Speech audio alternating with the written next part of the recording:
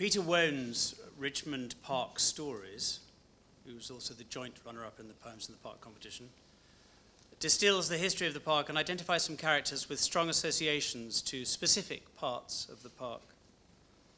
For those of you who are inspired by these poems, to learn more about Richmond Park, its history, buildings, ecology and wildlife, we can recommend the excellent Guide to Richmond Park with a foreword by Sir David Attenborough, on sale today, and all proceeds to the friends and their projects in the park. So this is Richmond Park Stories by Peter Wone. At the foot of the mound, the hunt has paused. The nervous courtiers stand in groups as their master ascends the slope. On top, alone, Henry Tudor stares into the distance and waits.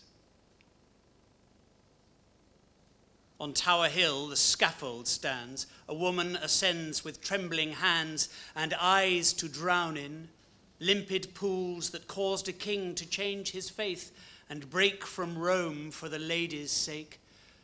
But what he gave, he can also take.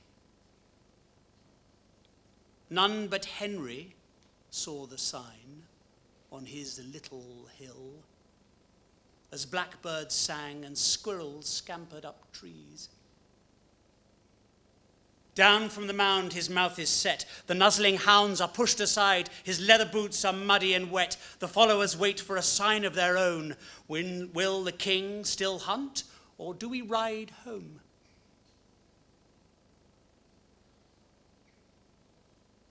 Between the high hollyhocks at Pembroke Lodge, among the azaleas, a boy clambers. The waning light of a languid summer's day picks out the yellow marigolds in the border by the roses.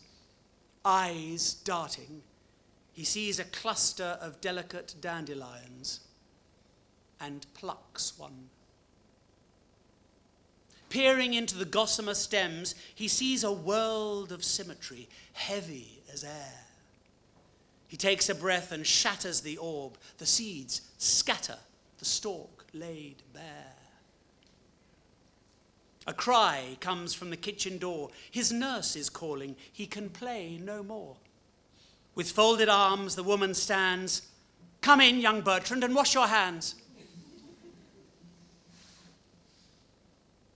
Alone at the bar in the day's twilight, a girl is turning left, then right. The class is over, yet still she spins to make those pirouettes crisp and tight. Beyond the white walls between the trees lie pen ponds. She pauses, and the trees become a Russian forest. The pond, a glimmering lake.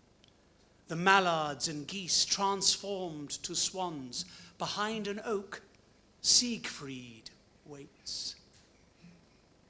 The girl and the prince begin to dance. The full moon shines its spectral light. The swans look on and look away. He dances now, but soon must fight. She twirls some more on weary feet. Then the spell is snapped as she hears a voice. Miss Darcy, come down, it's time to eat.